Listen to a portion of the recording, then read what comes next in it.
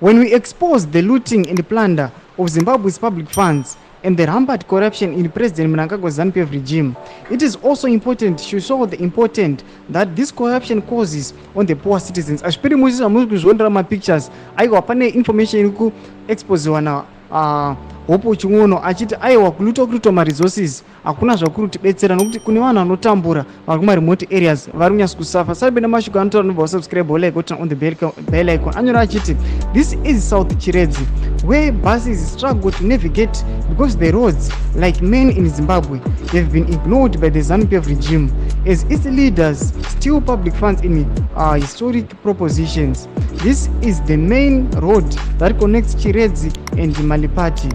At the very least, this road needs only gravel, but the government of Zimbabwe has failed to provide this since the colonial era due to the massive looting of public funds. Anobva akamana mapictures amuri kuona bhazi iro rinotatarika kuti pana parufamba sei nokuda kwokuti road yakazara madhaka and slippery. Rechitatu tinoona aiwa bhazi rakatonyura iroad but kuona kuti pane road but tikuona kuti pakatoflooda.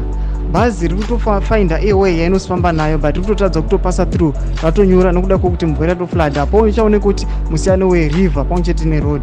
Tinoona vanhu aiwa vakatonyura uchiona zvinhu zvavo aiwa zvakatotota. Tiudze mafungiro enyu pinda mucomment section medu munoti kudii pamusoro pekulutwa kwemafunds nema-effects azviri kuzopa kune vanhu aiwa vari kumaremote areas. Pinda mucomment section medu musakano subscribe kulike tinotina with the bell icon.